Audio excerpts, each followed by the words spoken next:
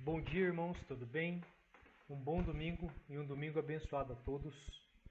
Iniciamos agora, neste momento, a Escola Bíblica Dominical. Nós estamos tratando sobre chamados para adoração, é o tema desse trimestre, e nós estamos estudando os livros de Levítico, Números e Deuteronômio. Anteriormente já tínhamos tratado sobre Gênesis e Êxodo e agora estamos finalizando o Pentateuco. O Pentateuco são os 5 primeiros livros da Bíblia, com esses 3 livros, Levítico, Números e Deuteronômio.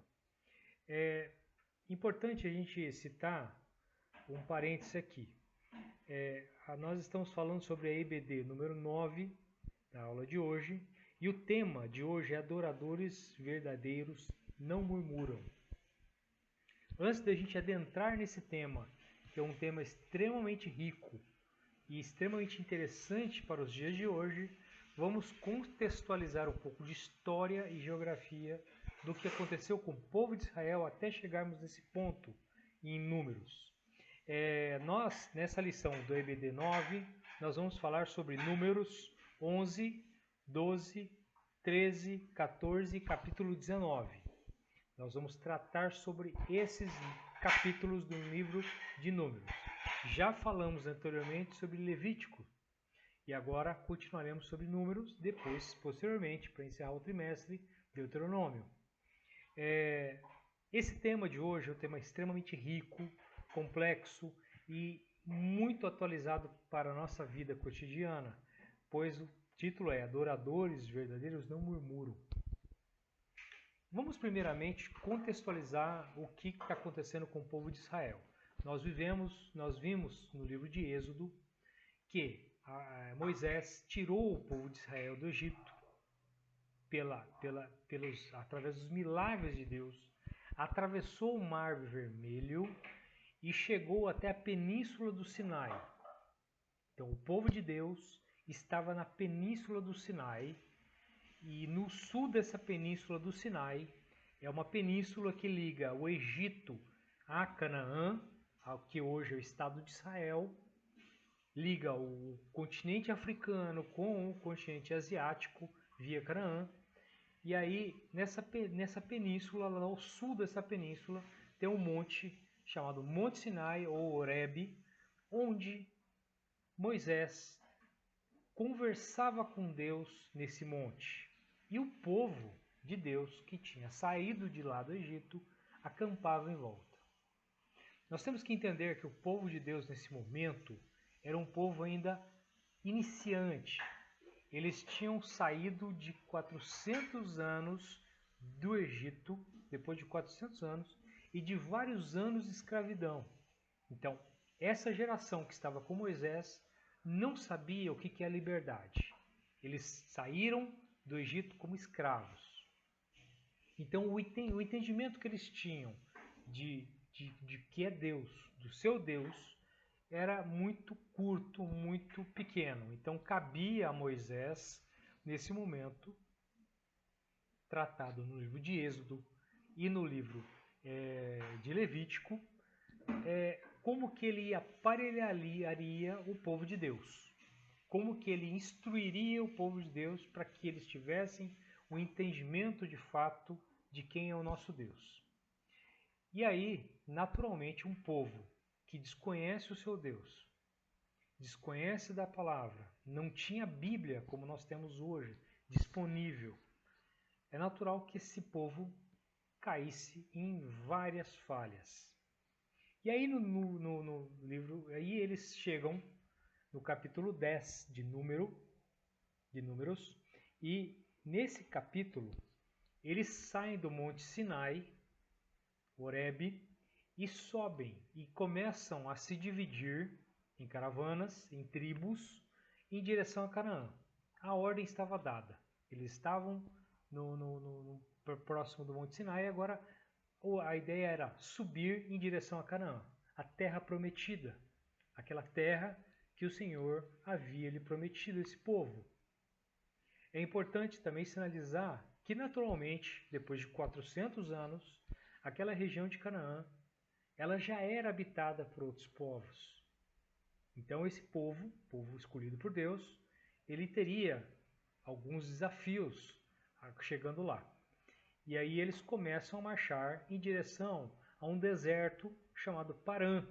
É um deserto que é antes de chegar ao deserto de Negueb, que fica Canaã, que fica Israel. Marchando no capítulo 11, já encontramos as primeiras evidências de como esse povo começa a murmurar, começa a reclamar. E aí eu gostaria de puxar uma ênfase para o nosso cotidiano. O que é murmurar para a nossa vida?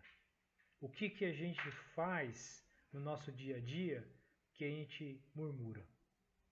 A natureza humana ela é falha, todos nós sabemos, ela é pecadora, pecaminosa, e a gente sabe que o ser humano, psicologicamente, ele atrai-se a coisas negativas. Basta a gente ver os noticiários que os jornalistas publicam diariamente na TV, nos canais de comunicação, nos portais de notícia. A imprensa tende a ser sensacionalista. Os canais policiais fazem muito sucesso. Por quê? O ser humano ele tende a olhar sempre o lado negativo da coisa. Ele gosta de ver tragédias. Ele gosta de ver falhas e erros. E ele dificilmente consegue ver a parte otimista. Infelizmente, somos pecadores e falhos. Quem entre nós nunca murmurou? Quem entre nós, mesmo tendo uma vida razoavelmente boa em relação àqueles aquele povo de Deus que estava no deserto, não murmurou? Quem de fato nunca reclamou da sua situação? Isso é comum da nossa natureza. E aí a gente entra no detalhe no capítulo 11, onde a murmuração nesse caminho do povo de Israel até o deserto de Parã começou a ficar grande e começou a incomodar a Deus. Deus começou a se incomodar com tudo isso. E aí, para piorar a situação, no meio do povo de Israel haviam estrangeiros. É natural que na saída, no êxodo desse povo do Egito até o caminho em direção a Canaã, haviam também estrangeiros, pessoas que provavelmente queriam compartilhar a mesma fé daquele povo e queriam compartilhar as mesmas bênçãos. No entanto, esses estrangeiros começaram a murmurar por falta de carne, por gula. E aí, o povo de Israel, misturado nesse meio, tomado por esses comentários negativos, começa a murmurar também. E começam a esquecer que eles eram escravos e lembrar com saudosismo a comida que eles tinham no Egito, como escravos. Lembravam dos peixes, lembravam dos pepinos, das cebolas, dos alhos, dos melões que tinham, ou seja, de todas as iguarias que eles comiam no Egito. E aí começaram a reclamar do próprio maná que Deus dava a eles em vida. Ou seja, diariamente caía o maná. E aí, em números 11, há uma descrição detalhada desse maná. Esse maná era uma sementinha parecida com mostarda que caía logo depois do orvalho da manhã e era parecida com uma resina. E o povo recolhia esse maná, socava em pilão e cozinhava parecido com um bolo com sabor de azeite. Então, o livro de Números o escritor, provavelmente Moisés, detalhou a comida que eles tinham, o hábito alimentar que eles estavam tendo nessa trajetória até Canaã. E esse povo começou a reclamar desse alimento que eles tinham, que era o único alimento que eles tinham e era dado pela graça de Deus. E eles começaram a olhar pelo lado negativo e começaram a olhar de forma saudosista do Egito como escravos. Chegaram a tal ponto que eles queriam voltar para o Egito. E aí Moisés começa a questionar, a reclamar dizendo que seu fardo era muito grande, seu fardo era muito pesado. E Deus, de forma milagrosa, mesmo após tantas murmurações, Deus traz um outro milagre. Aparecem codornizes, que o livro diz que vem do lado do mar. Essas codornizes, essas aves, elas começam a voar em altitude baixa, de forma que o povo de Deus pudesse colhê-las, catá-las, capturá-las para comer. E aí existe um detalhe importante que algumas pessoas que eles começaram a recolher tantas codornizes que se encheram de barris e mais barris dessas codornizes, de carne, como eles estavam falando. Então, além de maná, eles tinham carne agora nesse momento. Codornizes. Mais uma prova de que Deus estava com eles, mesmo sendo murmuradores. E aí, Deus castiga alguns deles pela gula e pela murmuração. Alguns deles morrem por esse pecado de murmurarem e colocarem a gula deles acima do racional, acima da fé que eles deveriam ter sobre Deus. O capítulo 12 já fala sobre Miriam e Arão, que questionam a autoridade de Moisés. Eles começam até a questionar que será que somente Deus conversa com Moisés e não conversa com outras pessoas do acampamento? E aí eles começam a questionar inclusive do relacionamento que Moisés tinha com uma cuxita. Ele casou-se, o livro fala que ele casou-se com uma cuxita. O termo cuxita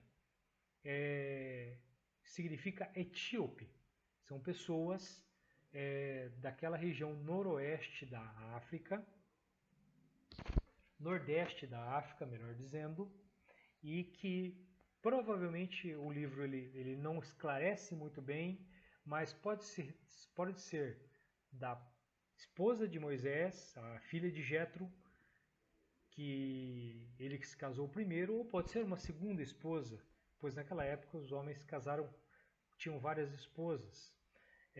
Mas isso não importa no texto. O que importa é que Miriam e Arão questionam essa autoridade que Moisés tinha. E Deus desce no acampamento e reprime fortemente, dizendo que eles podem profetizar e ouvir a palavra de Deus por sonhos, por sonhos e por profecias. No entanto, o único que conversava face a face com Deus era Moisés. Então, Deus, no capítulo 12, legitima mais uma vez Moisés. Aí entramos no capítulo 13. Capítulo 13, Moisés, orientado por Deus, envia 12 espias a Canaã. Eles estavam no deserto de Parã, bem no limite com Canaã. Estavam já próximos a entrar a Canaã. A terra era deles, prometida. E eles sabiam que aquela terra era fértil. Mas Moisés, por orientação de Deus, manda 12 espias, um de cada tribo. Lembrando que Israel era composta por 12 tribos. E essas 12 tribos estavam marchando em direção a Canaã. Cada tribo cedeu uma pessoa para ser um espia, e foram esses espias até Canaã. E aí, esses 12 espias foram orientados meticulosamente por Moisés para olharem a terra, verificarem se a terra é fértil, verificarem se ela produz frutos, trazerem os frutos que ela produzia, trazerem cachos de uva, pois a época era de colheita de uva, verificarem as fortificações que os povos utilizavam, se as cidades eram fortificadas, olharem se os povos eram bélicos ou não.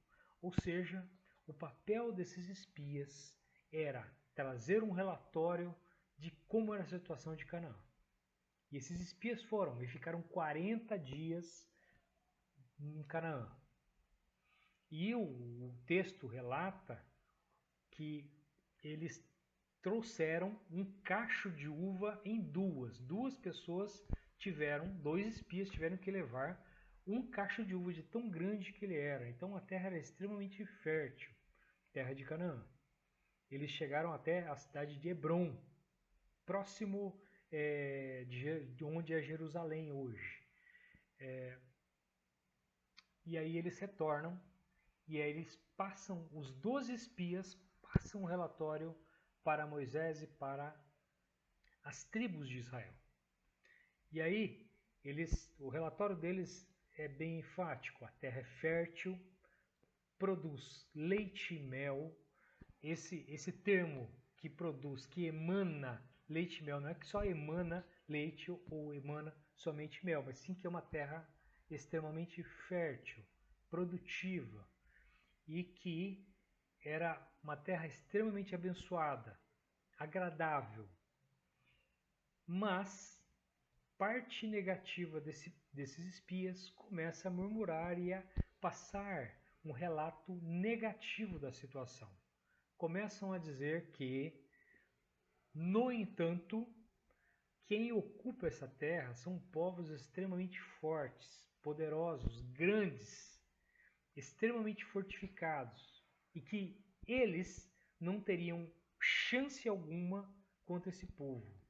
E que aquela terra, eles chegaram ao absurdo de dizer que aquela terra devorava as pessoas, de tanta maldade, de tanta coisa ruim que existia naquela terra. Ou seja, eles trouxeram dois relatos. Um positivo, dizendo da terra que é extremamente fértil, agradável, e a outra de que os povos que estavam lá eram povos extremamente fortificados, grandes, e que eles pareciam gafanhotos próximos desses povos, de tão grandes que eles eram. E aí o povo de Deus volta a murmurar novamente. E aí o povo de Deus entra em pânico e começa a murmurar em demasia.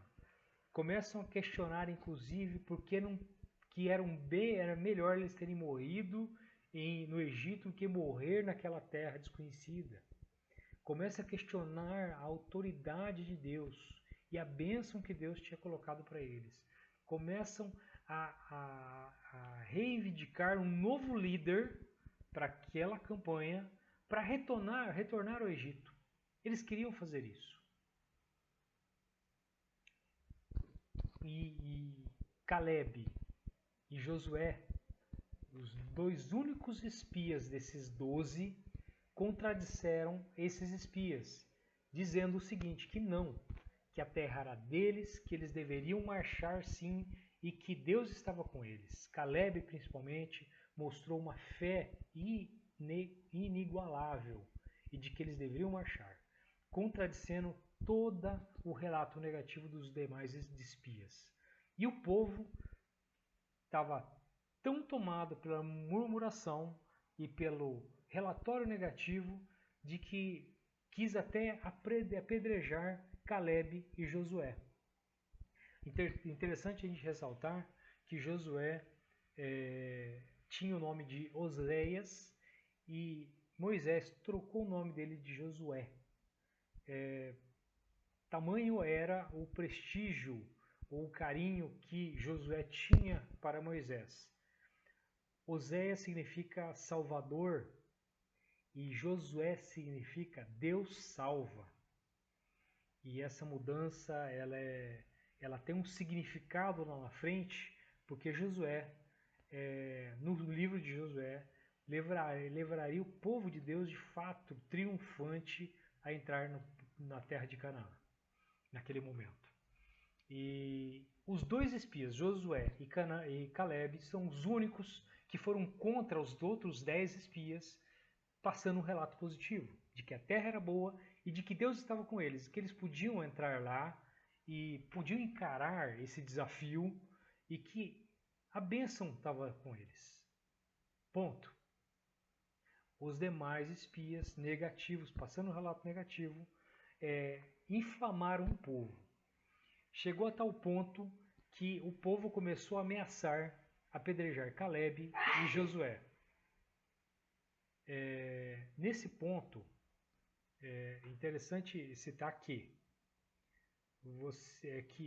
nesse ponto é interessante citar que Deus, nesse finalzinho, ele entra de novo em cena e penaliza o povo de Deus, o povo dele. Ele chega ao ponto de falar que iria destruir aquele povo. E graças à intercessão de Moisés, Deus, de forma magnífica, perdoa, mas com uma condição. Aquela geração não veria Canaã, não entraria em Canaã. Eles voltariam para o deserto e ficariam vagueando durante 40 anos. Um dia de cada espia que ficou lá equivaleria a um ano que o povo de Deus, que as 12 tribos, ficariam vagando pelo deserto até dar 40 anos. De forma que toda aquela geração murmurante fosse trocada e somente a outra geração seguinte, e Caleb e Josué, entrariam em Canaã. Esse foi o veredito de Deus. Ponto final. Aí nós temos que entender alguma coisa, uma coisa muito importante. O Senhor Deus, Ele traça a nossa vida e sabe o que nós precisamos. E sabe das nossas necessidades. Ele tem um plano para a nossa vida, em cada momento. Cabe a nós não murmurar, não questionar a Deus. Cabe a nós cumprir e sermos gratos pelas pequenas coisas que acontecem em nossa vida. Pois quando achamos que a coisa está pior, está ruim, ela pode piorar a qualquer momento. E aí, o povo de Deus aprendeu nesse momento que a murmuração não é uma saída adequada para isso. Murmurar os planos de Deus não é uma coisa agradável. Temos que olhar a parte positiva e seguirmos em frente. Seguirmos de forma otimista e positiva. É nisso que temos que acreditar hoje na nossa vida cristã, no nosso dia a dia, nas nossas dificuldades. Quando nós achamos que são dificuldades, a gente tem que olhar que existem coisas piores do que isso. E de que Deus traça a nossa vida, faz planos para nós, para que aprendamos cada dia mais uma coisa de cada vez. Só assim nós evoluímos nessa vida, nessa terra, nessa história que vivemos aqui. E só assim estamos preparados para desfrutar da vida eterna. Se nós não enfrentarmos os nossos desafios de cabeça erguida, com otimismo, sabendo que o Senhor está conosco e de que esses desafios, essas dificuldades passarão e que a nossa vida vai continuar. A nossa eternidade está ao nosso alcance nesse momento, como coerdeiros da graça. E aí nós temos que ter a certeza de que temos que passar esses obstáculos com fé em Deus. O Canaã daquele povo era aquele pedaço de terra fértil. O nosso Canaã é o paraíso, é a vida eterna que nos espera em dado momento. Então não deixe as dificuldades dia a dia trazerem murmuração em nosso coração e questionamentos. Sigam em frente com fé. É isso que agradamos a Deus. É isso que convém ao nosso caminho. Agradecemos essa palavra de Deus abençoada, todo esse conhecimento que aprendemos mais e mais do Senhor. Como é bom aprendermos da palavra de Deus no dia a dia, como é bom a gente entender os planos que Deus tem para nós e sabermos que cada detalhe na nossa vida tem uma importância vital e temos que valorizá-las. E aí, é isso que agradecemos em nome do Senhor Jesus. Amém.